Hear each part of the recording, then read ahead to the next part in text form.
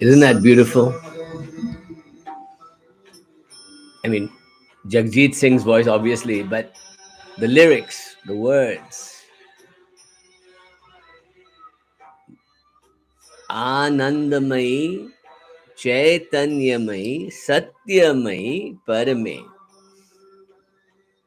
That means I meditate upon the bliss mother. I meditate upon the consciousness mother. I meditate upon the truth mother. And I meditate upon the ultimate mother. It was written by Sri Aurobindo in 1923. One of the only mantras he only wrote 2 or 3 mantras. He wrote beautiful poetry, but the mantras, he only wrote 2.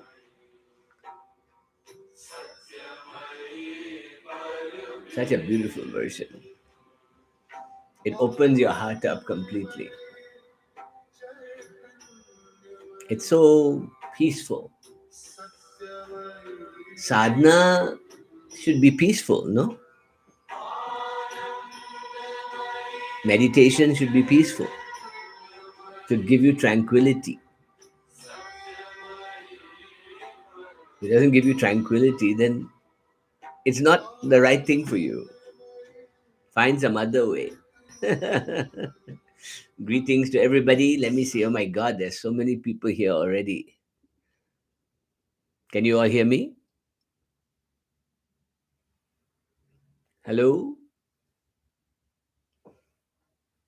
Just put a thumbs up if you can hear me. Okay, good. So, greetings, everybody. Mary Magdalene, yay. Allison, Constance, Zimog, Sanjay, Anita, Tekken. It's the whole gang. They're all here. Bhanumati, Karan, Paulus, Yoga, Brian. Then we have, who else do we have? Chitra, James, Jane, Quartz, Rebwar, Ishmael, F. Est, F. East, Coach Mitali Shah, Mitali Ji, Chitra Nair, Dr. Haran again, Constance, and then we have Dermot is here, my partner Dermot, Quartz, Indie Man, Matangi, and the parrot, absolutely. You know the Matangi mantra? It's a beautiful mantra. It goes like this. It goes, Aim Hreem Shreem Aim Kleem So Om Namo Bhagavati Shri Matang Ishwari Sarvojana Manohari Sarva Mukharanjani Kleem Reem Shreem Sarva Raja Vashankari Sarva Sri Purusha Vashankari Sarva Dushta Murga Vashankari Sarva Sapta Vashankari Sarva Loka Vashankari Sarvam me Vashamanaye Swaha So Kleem Aim Shreem Hreem Aim. Isn't it beautiful? Matangi, the one who gives you siddhis, the one who's the Vak Vadini, that you sing her songs for you. And greetings to everybody here. Tista, Jane, Potty Poopy Pants. Who is Potty Poopy Pants? What a name. All right. Ekta Kukreja, Radha, Kavira Pupura, RJ Twisk, Paulus, yes. Raja, you have mentioned on Facebook page that you'll open a master code course. Could you tell us some details? Yes, I'm starting a new course in June for 7 months called the Master Code. We'll announce it next month in the first week of May. It is there is a prerequisite, which is you should have done either the Kundalini Code, which is my foundational course, or but it's basically if you book it, you will get the Kundalini Code as part of the package.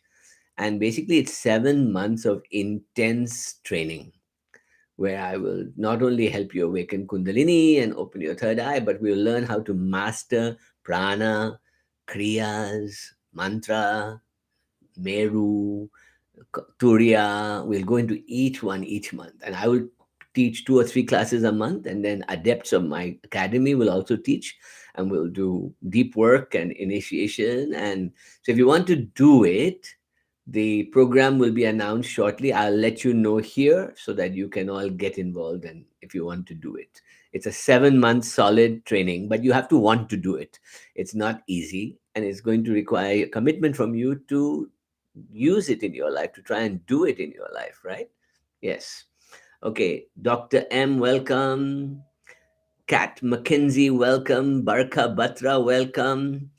Milan Todorovic here too. And so the Kundalini code, you can do it now. It's on demand. You can do it. It's a it's $199. It's worth it. And once you've done it, you can also join the Path, which is our deep academy. You can join, but the master code will be starting in June, and I will announce it at the beginning of May. So hang in there. All right, Paulus. I have done Kundalini code, so therefore you are directly eligible to jump in to the master code. Thank you. So, what shall we talk about today? I thought I would just do a Shakti, what we call a Shakti cafe at the academy. A Shakti cafe is where I transmit my Shakti and we talk about anything you want to talk about. It's just a morning fireside satsang chat about consciousness, right?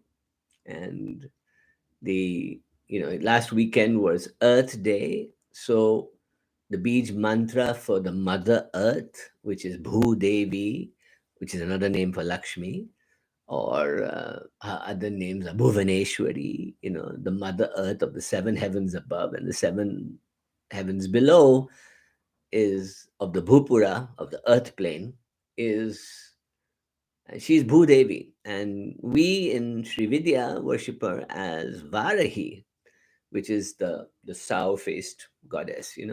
And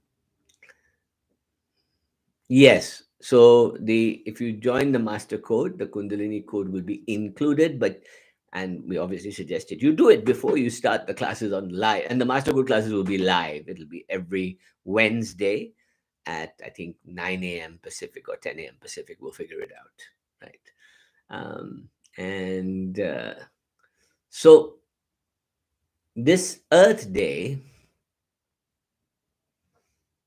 is a good day to consider why the mythologies always talk about the return of Vishnu in avatar form to bring dharma back into the world. You've heard that, right?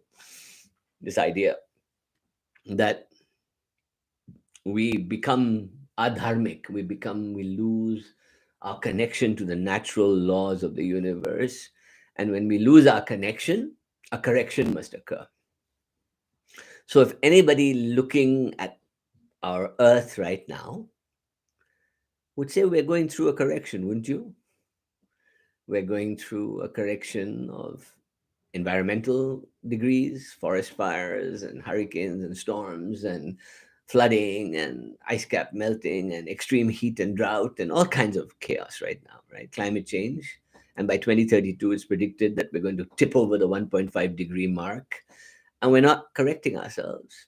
Then there's the adharmic nature of life right now. We're too many of us. We're not connected to nature in any way. We kind of consume as if there's no tomorrow. Life is just chaos right now, right? And it feels chaotic, doesn't it? Because of social media and technology. So we are over inundated with too much information.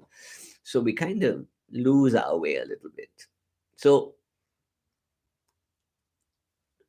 if we consider that we are in the womb of the Divine Mother, and the earth is our Divine Mother, and we are children of Father Sky and Mother Earth, right? I mean, just look at the history and evolution of Hinduism, for example. Very similar to Greek traditions as well, which is that in the Vedic period, Father Son, Deus Pita, made love to Prithvi Mata, Mother Earth, right? And they gave many children, the elemental children, Vayu, the wind, Agni, the fire, and so on, all the great gods, right? And then they gave rise to a semi-mortal human, immortal, almost immortal deva, light beings, led by a king called Indra, the senses, the human condition, right? And the human condition, Indra, the story goes that Indra kills the father sky, kills Devaspita, and marries his own mother, Prithvi, and she becomes Indrani. Now, what does that mean? That means that from the times of urban civilizations, Indus Valley, Vedic period, we have been trying to control nature, right? We've been trying to control nature.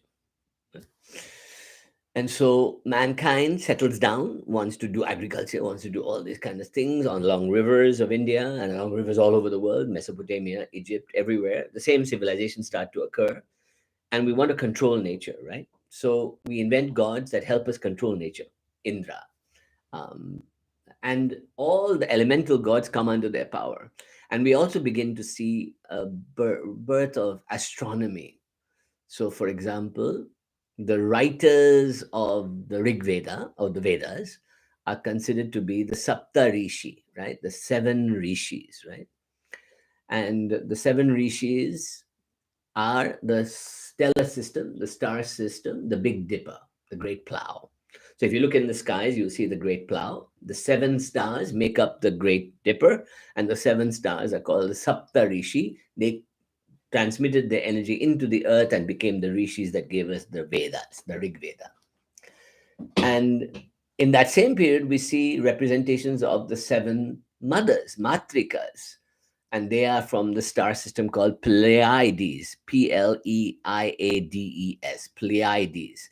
And Pleiades are the seven mothers. So they come into the world to as Shakti. Shakti begins there as well, right? And then the ancients saw the rivers as mother goddess. They saw the nature as mother goddess. They saw the sun as a mother, Savitri. Gayatri mantra is all about Savitri, the mother, the divine sun mother that comes into the world. Om Bhur Bhuva Swaha Tat Savitur Varinyam Bhargo Devasya Dhimahi Diyo Yona Prachodayat. That means awaken in me illumination. So we start moving, as we said, to city civilizations, Indus Valley onwards, into a more from elemental nature gods and goddesses to controlling nature, controlling society, controlling life, you know. And we get philosophies coming called like Sankhya philosophy that comes at that time, which gives us the idea of Purush and Prakriti. So Father Sky and Mother Earth become Purush and Prakriti. Deos Pita and Prithvi Mata become Purush and Prakriti. And during this time, we see the resurgence of the goddess in the form of Lakshmi, right?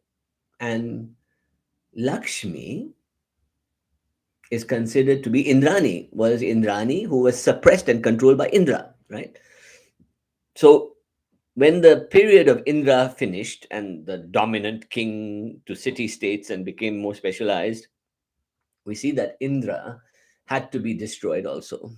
And Indra, nobody worships Indra very, I don't think anybody worships Indra in India at the moment.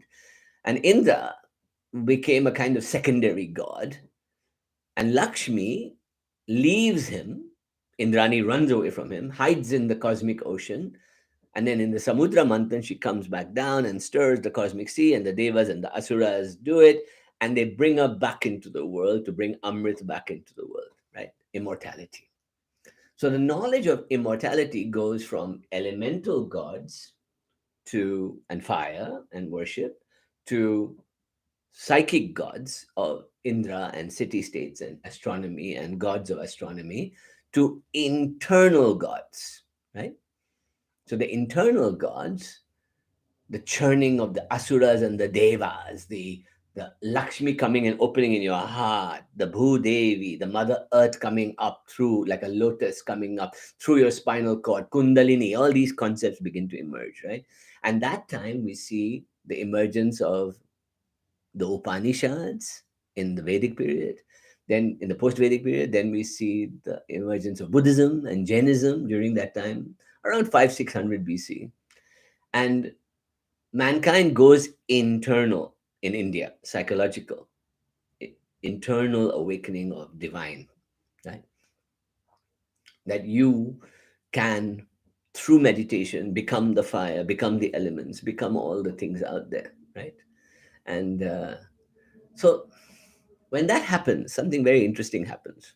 The the nature of society becomes much more masculine, becomes much more about astronomy and writing and yoga and meditation and ashrams, and so it becomes very masculine. So by the time after the Buddha and 500-600 BC onwards, until the second third century, we have a very kind of dominant masculine Hinduism occurring, right? um, no, this narrative is from Raja, me. And but I'm telling you stories that have all the studies of the Puranas and all the Rig Vedas I've done. So the by the time it gets to the modern era of the Gupta period, right, we see another shift occurring, because for the first time in the third century AD onwards, and it happens starts earlier, everything starts getting written down in Sanskrit. So Sanskrit becomes the language of all of India, right? Even though Sanskrit may have its origins in the south, may have its origins in Saraswati River civilization, don't worry about where Sanskrit came from. Sanskrit becomes a national language of India from the Gupta period, second, third century AD onwards. And what happens then? Scriptures are written down, Puranas are written down, Rig Veda is written down, grammar and structure become thing, mantras become written down, and a group of mantra techniques start emerging at that time, called the agams, agama, which gives birth to what is called Tantra.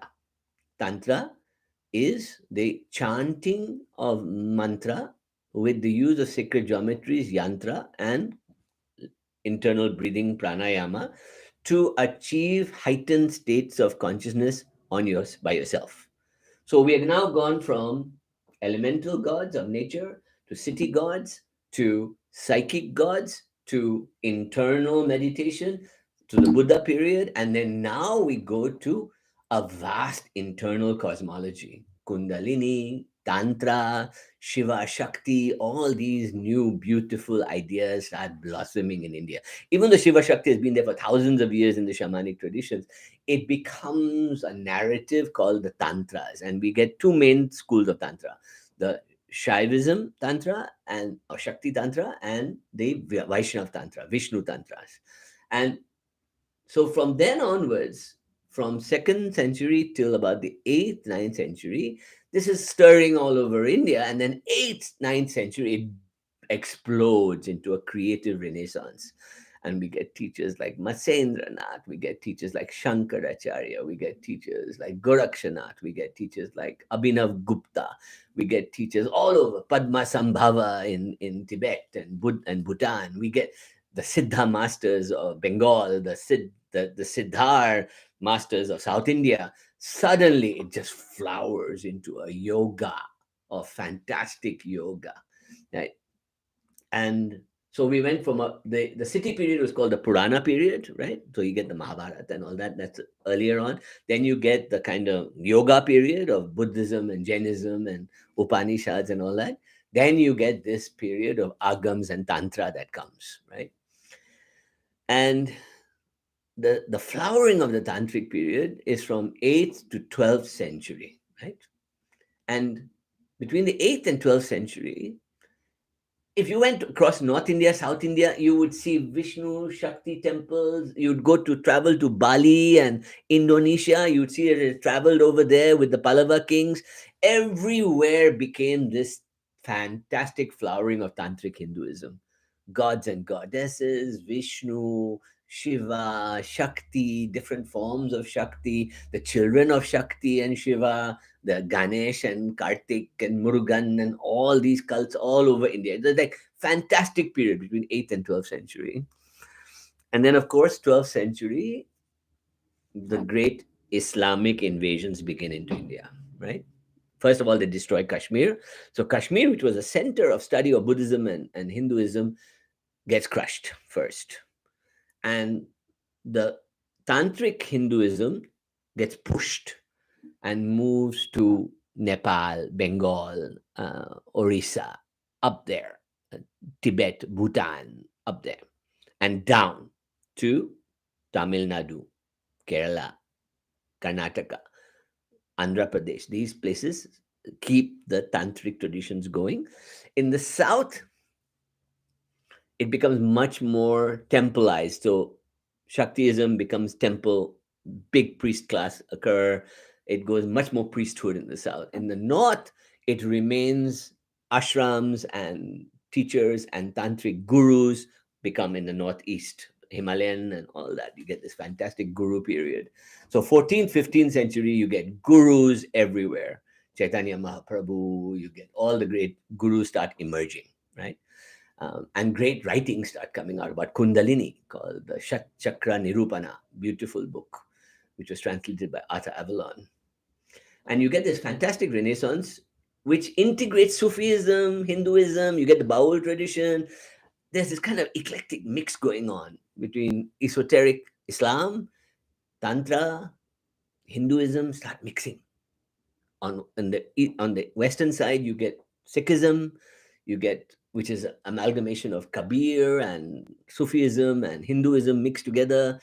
In the west, in the eastern parts of India, Bengal and all, you get the Siddha masters, you get the Tantrics, you get the Kundalini cults, you get the Vaishnav cults of fantastic flowering Radha Krishna, Radha Govinda, big cult in Bengal and all starts happening, right?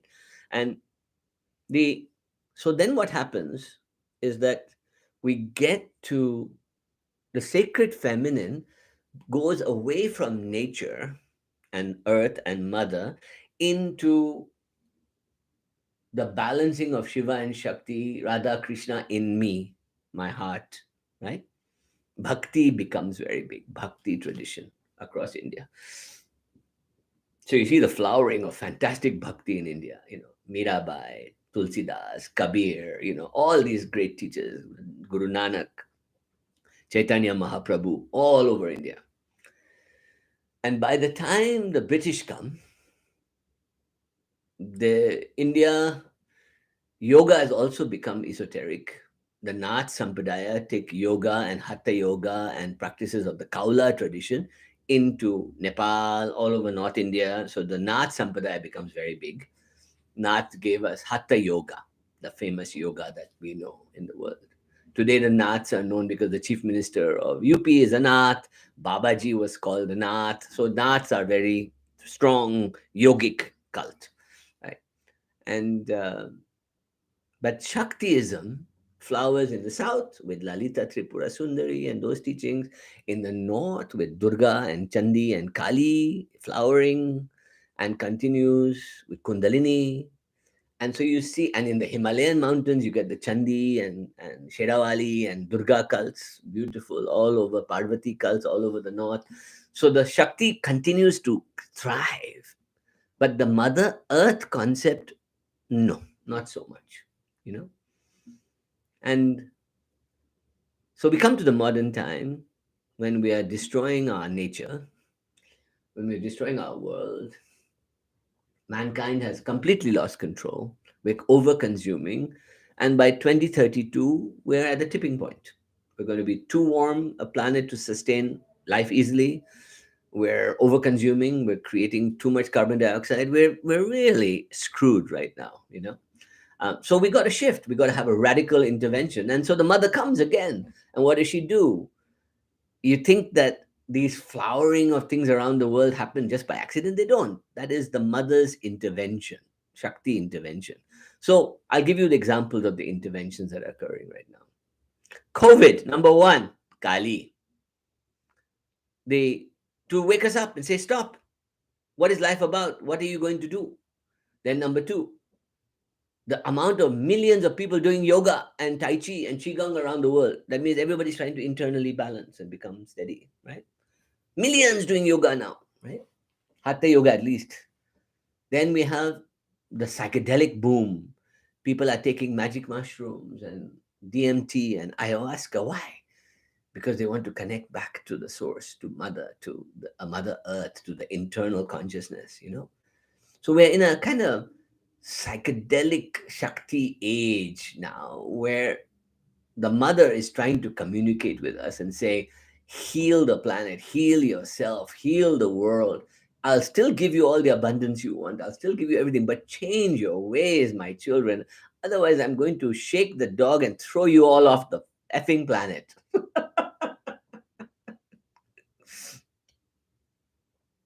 Isn't that cool? So, when we look at Earth Day this last week, I want you to think about it in this way that Mother Earth is continuously talking to us. Mother Earth, Mother Cosmos, Father Sky, whatever name you want to give them.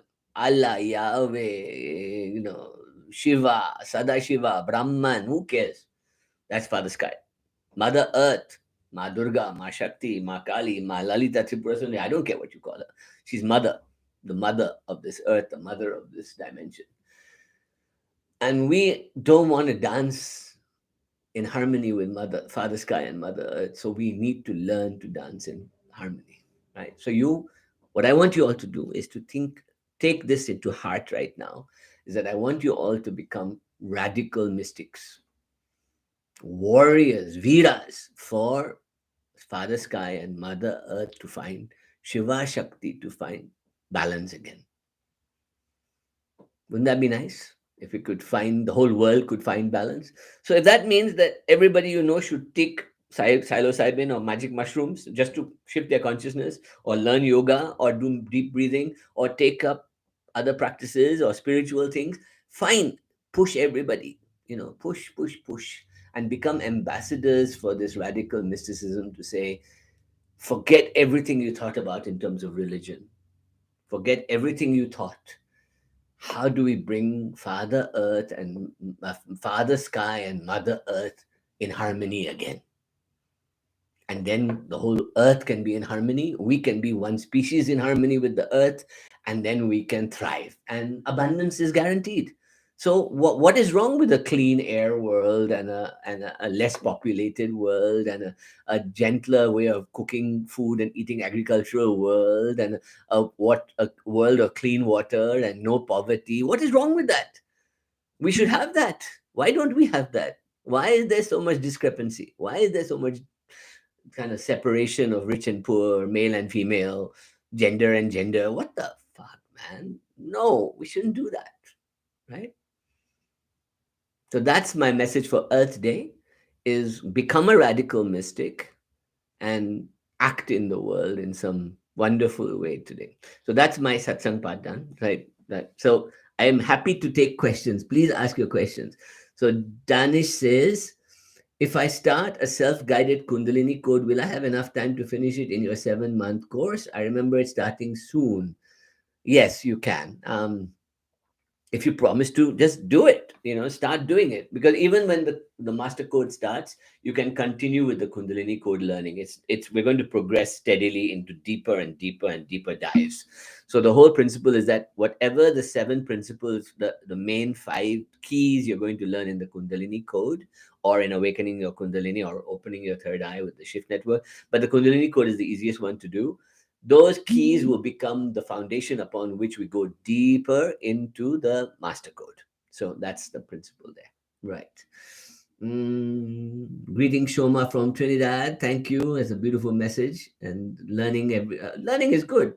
Conversing is good. Being intelligent is very good. Good evening from Mumbai, Swami Tapondi. Welcome. And Dr. Haran, very true, because during lockdown saw several birds which I have not seen at all. Exactly. So what did COVID do for us? Okay, I accept. Now the numbers are coming out. 1 million plus died in America, 4 million plus in India, few million in China. So worldwide, maybe 10, 12 million people died. Okay. what happened to the consciousness of the planet during this time? We all were forced to press the reset button, weren't we? We all had to reset our lives. What does reset mean? That means people started to question whether the career they had was the right thing, whether the consuming they were doing was the right thing, whether their family relationship was the right thing, whether the working 20 hours a day was crazy was the right thing. So many questions were being raised, right? You know, and it forced us to rethink everything, even though we might go back to normal work and normal, but we did rethink everything. The air got cleaner, even in Delhi where I lived before. Now in America the air is cleaner. The people became more aware of what they were doing, how they were earning money, what was life about. People were forced to sit at home, and first they did binging of Netflix and video, but then they started thinking and reading and meditating and watching more interesting things. Things changed. The world started to question. People that would never have asked about meditation and psychedelics were coming to me and asking me, what does it mean? My own thesis is that the shift now, if the people in politics and money can shift in the direction of consciousness, then we can change the world. It's no use you and I who have no power to do it. So we have to influence those that have the ability to change things, like venture capital, money, banks, investment types, and then those that are in politics and policy and power, right? Science and spiritual people can work together to make those changes. I mean, if you look at the ancient scriptures, science is a form of Tantra, is a form of Shakti, alchemical Shakti. So science is one of our children. So let's keep science close because we need science. All right. Mm. Okay. When Matangi says, when is the best time to recite Turiya meditation? There's only one real Turiya meditation, which is the Om meditation. Ah, O, And the best time to chant Om is during sunrise, because then you get the mother energy of the sun, coming into the three worlds. And then the three worlds get activated. So sunrise is the most sacred time to meditate for everybody.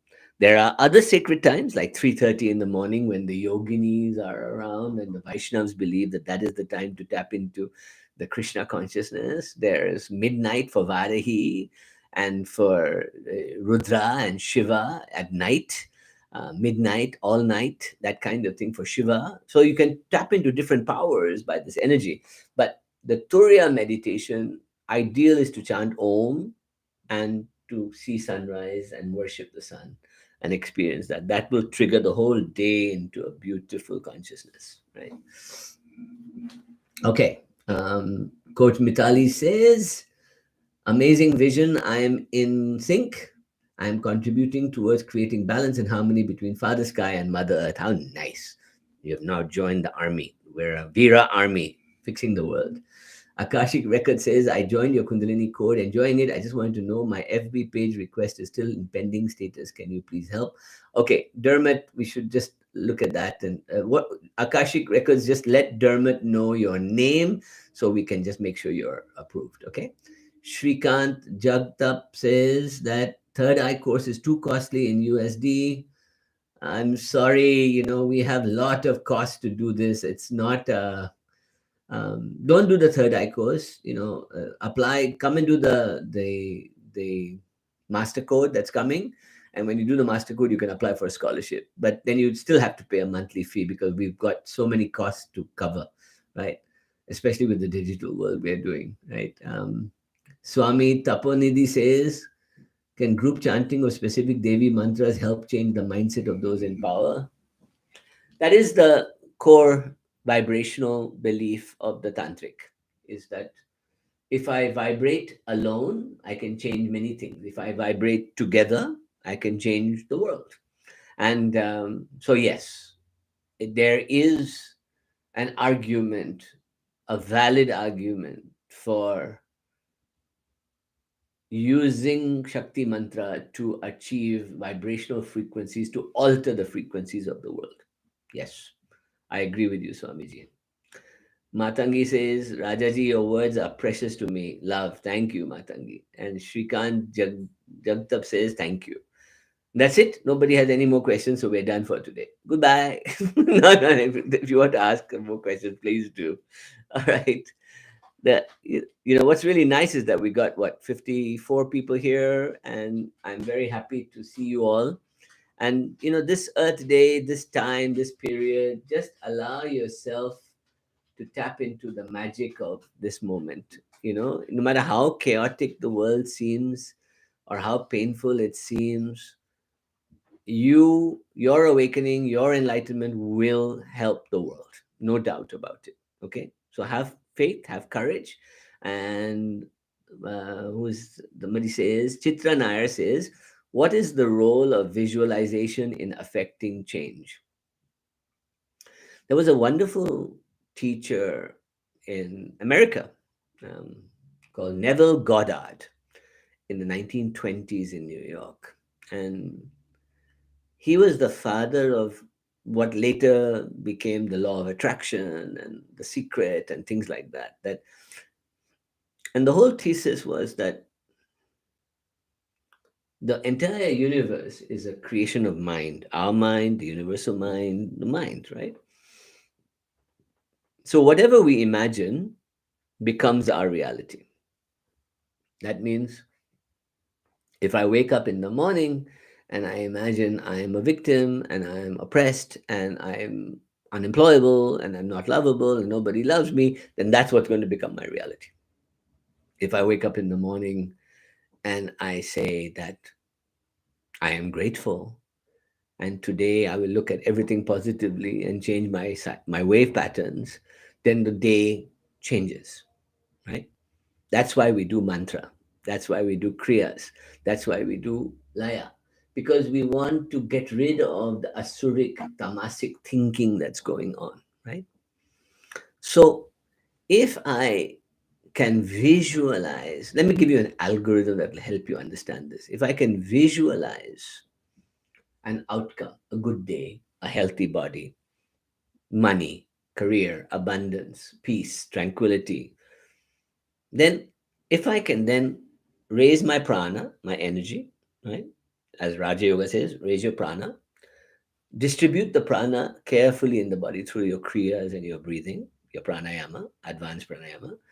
Then calm the tranquility of the mind right down so that agitation is less, body is calm, head is calm, no more thinking. You start emitting delta waves and then gamma waves, and everything is calm. And then chant the mantra. Then and then surrender in the heart. Then what happens is that thing you desired, that imagination, has better chance of succeeding because you've calmed yourself down. And then after a while you'll be able to do it quite quickly. So you'll be able to say that that whatever I imagine, if I calm down and really feel it, it'll become real, and I surrender to it. This is how imagination works. So there you go. After you do the 44-day challenge, you can do the join the path. Join us on the path, Rabba. We have a whole monthly schedule of things we do every month live. Um, the Indie Man 11 says, few years back doing Kali Anushthan for 21 days at night, but after 15 days started seeing her image at night and in dreams, scared the heck out of me. I couldn't sleep for 3 nights, so I stopped. Why? You shouldn't have stopped because she was coming to talk to you and then you turn her away. Idiot. Don't turn her away. Ma Kali is the supreme mother. She is the dark mother behind everything. If she comes, she's coming with love. She's not coming to cut your head off. Yeah, she might cut your head off, but that'll be good for you. Don't turn her away. You're only scared because it's unknown territory or behind the precipice of your conscious reality. She might be opening a door into paradise for you and you missed it. Go back. Go back and talk to her. Right? Do 44 days before you tell me anything else. Hmm. Barka says, thank you. Sampat Vijay Shekhar says, beautiful, lot of energy. Thank you, sir. Okay, then we say Dr. M says there have been many coordinated peace meditations that have shown the impact of consciousness coherence on local violence and auto accidents and even the level of violence involved. Yes, but Tantra goes even further. In the Vigyan Bhairav Tantra, it says that if you awaken and only take responsibility for your own awakening, you will save the whole world. So let me ask you a different question. If 100 people are chanting and 99 of them are thinking of other things, how is the consciousness of the world changing? Just because of the sound? Yes, it does change just because of the sound, but that's not enough. That means I would rather have 10 awakened beings chant than thousands just bellowing away. I mean, you don't need to go far. Just go to Mecca and thousands of people go around the Kaaba. Allahu, Allahu, Allahu, who. They're chanting beach mantras. But are they changing the world? They're getting power. So Islam becomes a powerful religion. But are they improving the world? Are they making the world a better place? Are there harmony? Are they in harmony with nature? I don't know.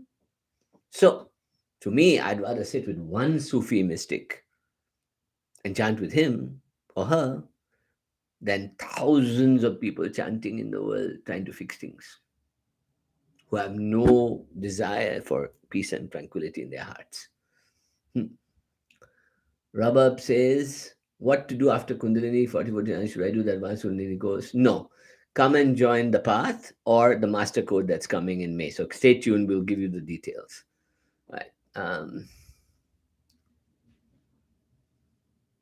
Video Hive says, how Puja Yagna helps in progress of spirituality. What is the significance? Um, Puja and Yagya and Mantra and Bhakti all do what is known as neuroplasticity. That means they rewire your synaptic pathways to create new habits that then become automatic for you to calm down just by chanting a mantra or by doing prayer or by puja. And that rewiring of the brain opens up the possibility to enlightenment and awake, changing the world. Swami Tapanidhi says, visualize a structure, a building, and then one can build through materials. Visualization for manifestation. Yes, but first, be tranquil, be at peace, then visualize. Okay. True Essenica says, you mentioned what's wrong with a less populated world, which means you are for a great reset of killing people off. Exactly what our governments are doing. No, no, no. I am, we are seeing it already. The moment you educate people, the moment you make people more conscious, reproduction goes down. So people stop having multiple children, people stop having. So if everybody in the world only had one or two children, those who marry, then the world population would decline naturally within 40, 50 years to under 6 million, 5 million, and so on. So there's no reason for genocide or annihilation or voluntary euthanasia or anything like that. What there is enlightened education of people. Thank you. And Danish says, Raja, where can I find the link to sign up for? We haven't launched it yet, the master code. We'll announce it here. But if you just opt into the a thousand suns academy.com, Dermot has put that he will send it, to give you the link to where to do it. Right. Um, Chitrana says, thanks. Suman says, how to send, where's Suman? Where's Suman gone? Oh, how to send positive healing vibes to animals and birds around us in our country who are suffering. Send them. Who is stopping you? Just sit. Sit down with them and shreem to them. Shreem, shreem, shreem. And heal. There are many healing mantras. Hasaka free. Just think a beautiful thought and healing will occur. Swamiji says, how about an anchor, an image, an object we can act as a bulwark? Yeah, yantras are that, Swamiji. And there's one. So, Tantra is the chanting of mantra after pranayama while staring at a mandala or yantra or sacred geometry. So, try that. It works. I use yantras all the time, especially the Sri Yantra, the Meru, the Sri Chakra Meru. Uh, could you say something about brainwaves and Turiya? So Turiya state can best be defined as a state of gamma radiation or gamma waves, where the human wave pattern goes from alpha to beta to theta, and then when a dissolution occurs between left and right brain, and the amygdala shuts down and the default mode network shuts down, then we go into a tranquility state where we lose our attachment to our own identity. We go into what is called gamma radiation, gamma waves. And that gamma state is the closest we can come scientifically to Turiya state activation, which is that I am now no more left or right brain. I'm no more me. I'm dissolving. And in that dissolution, I become the whole. In fact, what they found in the labs is that gamma radiation doesn't occur just from the brain. It starts, the whole body starts emitting a wavelength, and you become a tranquil being. Like you start shining, you start kind of beautiful. And Swami says intentions behind the chanting is the key. Yes, correct. Um, Anthony says, "Hi Raja, I had an experience doing Kechari mudra for the first at a first small golden shell. Then it started forming a black hole dot in the middle. Where is this? What is this, and how do I expand it?" So when you do Kechari and then you do Jyoti mudra or Yoni mudra in Kriya Yoga, what you're doing is you're opening a portal in your bindu right here, and that portal is goes through the lights and colors and wavelengths of the brain and opens the portal to the void, to the Turiya state. Now that, so basically when you start seeing black, you are entering the void. And you want to bring that vision down to your heart and collapse it into the black hole of your heart. That will give you ananda, the bliss. So once you start seeing the light, your brain is activating. Then you go through to the black portal or the dark blue portal. You go through it, you see a star, you go into the star and ask it to pull you up. And when it pulls you up, you go into this bliss void, and then you bring it down to your heart and you meditate there, and boom, bliss, ananda comes, right? Mitali Shah says, in the first week of May, I'm going to deliver my first session in front of hundreds of students. Please guide me what I can practice before delivering for being calm and delivering the best I can.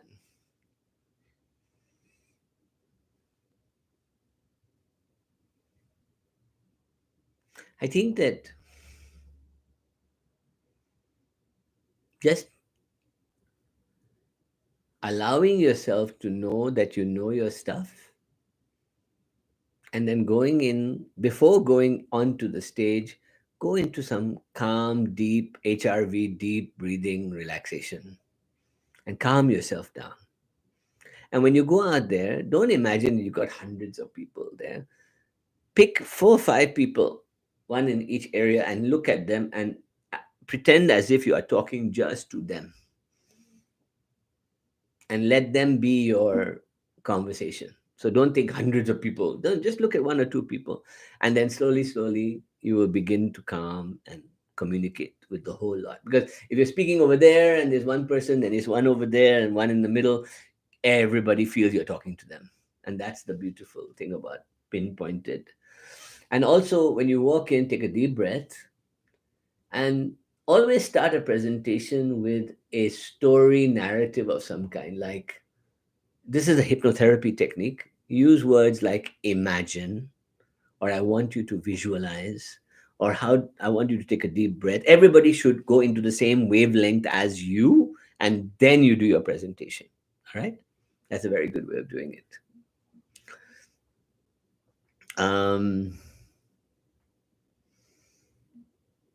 I'm trying to follow this. Okay, Ishmael says the path is like going through a burning forest that liberates your ego with death. It burns and the ego doesn't like it. It wants to survive, but the light and the fire brings out all the creatures. No, I find it much more beautiful than that. The path is like being wrapped up in the divine golden blanket of a mother who then holds you and takes you towards the light in a gentle, loving way. It's much beautiful than that. You don't have to burn your ego. And as you go on this path towards the golden light, all your ego desires start to shed away. And so you become less and less me, and much more, oh my Lord, I just want to be happy, you know? And the light does shine.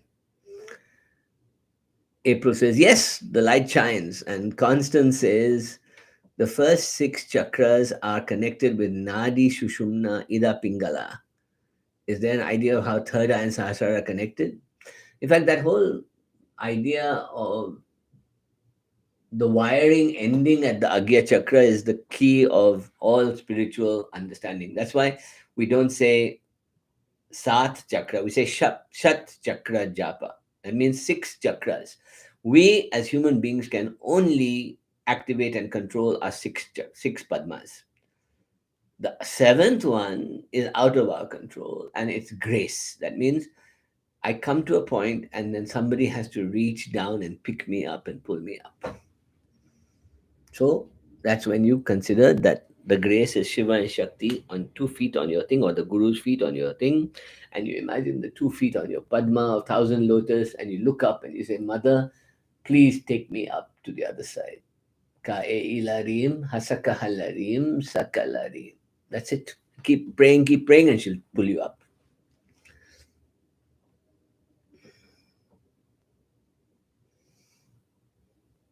Anahat Nada is a very simple trick I'll show you. If you just close your eyes with your pinky and hold your ears closed like this,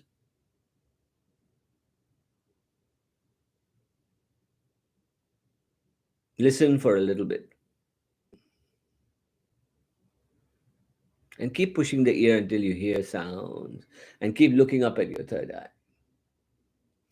So, what I want you to do now, come back to me. So, the way you do it is that when you close your ears, the first sound you hear will be whichever chakras are most active in your body. So, if you hear high pitched buzz or water or flowing stream or crickets or buzz or water, wind blowing or heart beating like a drum, dum, dum, dum, that'll come. Let it come.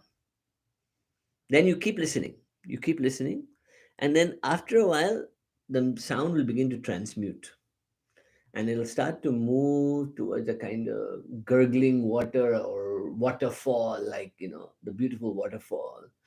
Let that come. Then if you keep listening, and a blue light will start to come here. Then if you keep listening, after a while it'll become a high pitched sound like a hee. And then after a while it'll sound like some beautiful om chanting going on. And then maybe even 1,000 ohms chanting. Then you have opened the Anahata, and that's the sound of the stream on the right side of your body of prana. Of Anahat Nada comes up the right side, and you'll hear it. It'll start left, and you move it to the right and in the middle, and then you will begin to experience the Kundalini bliss of the Shushumna of the ant crawling up your spine. Right? Yes, blue is the first color you get in meditation. Prajakta.